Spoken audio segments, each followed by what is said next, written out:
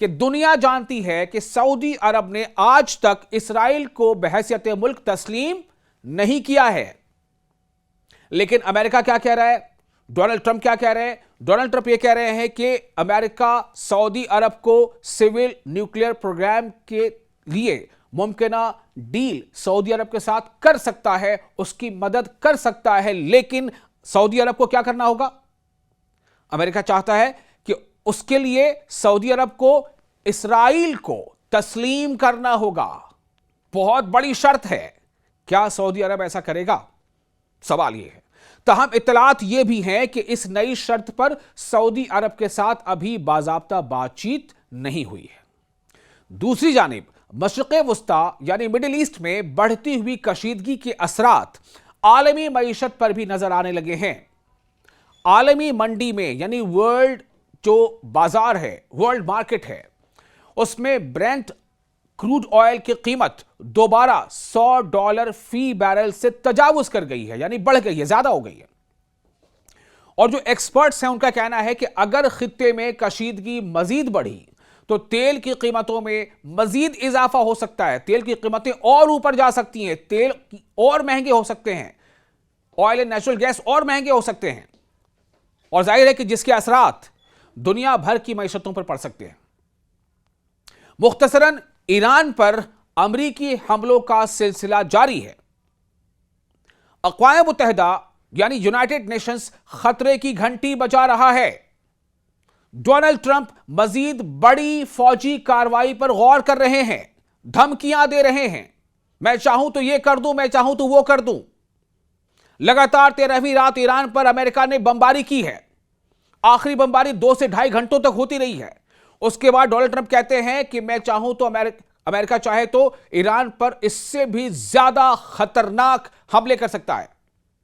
और क्या कह रहे हैं डोनाल्ड ट्रंप कि मैं जब चाहूं इसराइल भी इस कार्रवाई का हिस्सा बन सकता है। यानी अभी तो ईरान और अमेरिका आपस में लड़ रहे हैं। ईरान पर अमेरिका लगातार बमबारी कर रहा है और ईरान खलीजी ममालिक में जहां कहीं भी अमेरिकी फौजी अड्डे हैं या बेसेस हैं या अमेरिकी इंस्टॉलेशन है, उसको टारगेट कर रहा है। बज़ाहिर मैं कह रहा हूं, बज़ाहिर इसराइल अभी खामोश है, लेकिन डोनाल्ड ट्रंप कह रहे हैं कि मैं जब चाहूं इसराइल इस कार्रवाई का हिस्सा बन सकता है, यानी कि जब चाहूं इसराइल भी ईरान पर हमलावर हो सकता है।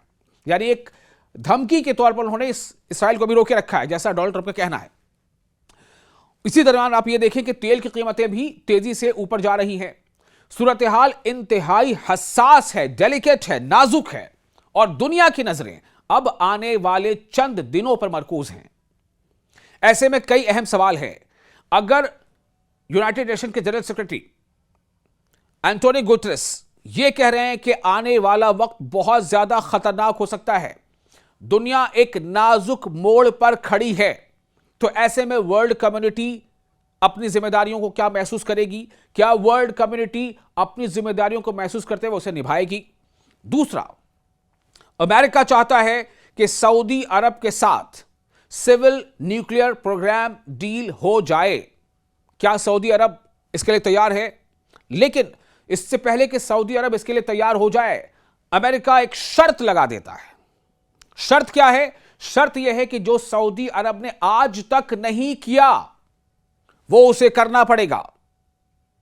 सऊदी अरब को इसराइल को तस्लीम करना पड़ेगा। अब्राहम अकॉर्ड के तहत इसराइल को तस्लीम करना पड़ेगा।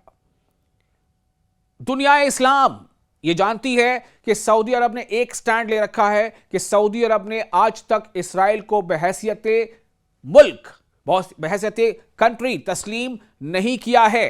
यह एक बहुत बड़ा एक स्टैंड है, यह एक बहुत बड़ी लकीर है जो सऊदी अरब ने खींच रखी है। क्या सऊदी अरब खुद अपने हाथों से उस लकीर को मिटा देगा?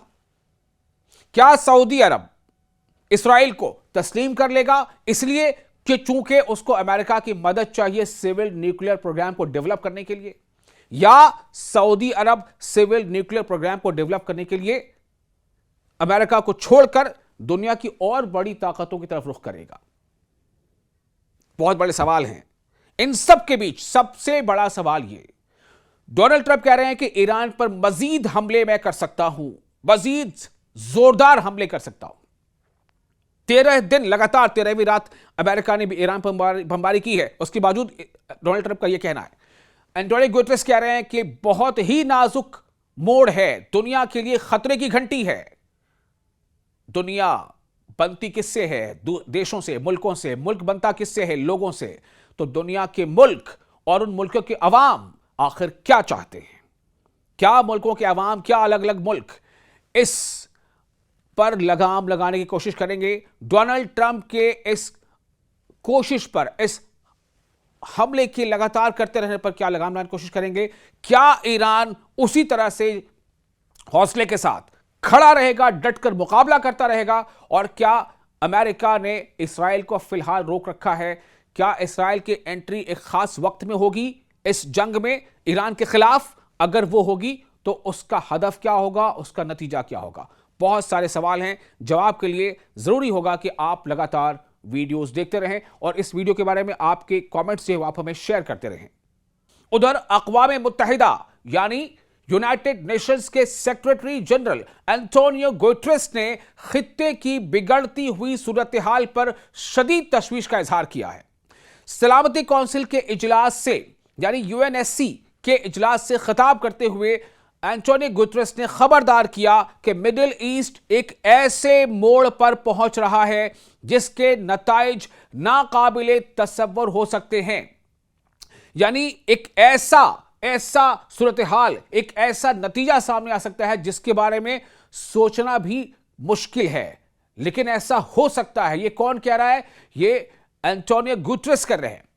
इनका कहना था कि हर नया बहरान एक और बहरान को जन्म दे रहा है और हर नई कशीदगी, हर नया तनाव मजीद तसादुम का, मजीद टकराव का और आगे जंग का कि रास्ते को हमवार कर रही है। इसी दौरान अमेरिकी सदर डोनाल्ड ट्रंप ने कहा है कि वो ईरान के खिलाफ एक बड़े पैमाने के हमले पर गौर कर रहे हैं। अब आप सोचें, अमेरिका ने लगातार 13वीं रात ईरान पर हमले किए हैं और अब भी डोनाल्ड ट्रंप ये कह रहे हैं कि वो ईरान के खिलाफ एक बड़े पैमाने पर हमले के बारे में गौर कर रहे हैं। डोनाल्ड ट्रंप के मुताबिक यह मुमकिना हमला अब तक होने वाली कार्रवाइयों से भी ज्यादा बड़ा हो सकता है। एक इंटरव्यू में डोनाल्ड ट्रंप ने कहा कि फैसला करीब है और तमाम तैयारियां मुकम्मल हैं। इसीलिए कई कमेंटेटर्स ये सवाल पूछ रहे थे कि क्या जब अमेरिका ईरान के साथ डायलॉग के लिए, बातचीत के लिए, कभी पाकिस्तान, कभी जिनेवा, कभी कतर, तो क्या इस दौरान अमेरिका जो है डबल स्टैंडर्ड खेलते हुए क्या अमेरिका जंग की तैयारी कर रहा था? क्या अमेरिका ईरान पर और हमलों की तैयारी कर रहा था? क्या अमेरिका दुनिया को यह पैगाम दे रहा था कि हम तो बातचीत करना चाहते लेकिन असल में मामला कुछ और था? बहरहाल डोनाल्ड ट्रंप ये कह रहे हैं, एक इंटरव्यू में उन्होंने कहा कि फैसला करीब है और तमाम तैयारियां मुकम्मल हैं, ताहम अभी हतमी फैसला नहीं किया गया। डोनाल्ड ट्रंप ने यह भी दावा किया कि अगर अमेरिका चाहे तो इसराइल फौरी तौर पर इस कार्रवाई में शामिल हो सकता है। आप समझ रहे हैं डोनाल्ड ट्रंप ने क्या कहा? डोनाल्ड ट्रंप ने कहा कि अगर अमेरिका चाहे तो इसराइल फौरी तौर पर इस कार्रवाई में शामिल हो सकता है, लेकिन अमेरिका को किसी की जरूरत नहीं।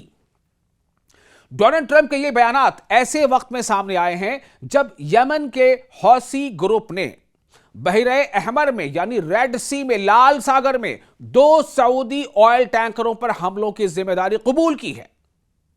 अमेरिका का इल्जाम है कि हौसियों को ईरान की हिमायत हासिल है, यानी अमेरिका का इल्जाम है कि हौसी जो हैं उन्हें ईरान सपोर्ट करता है।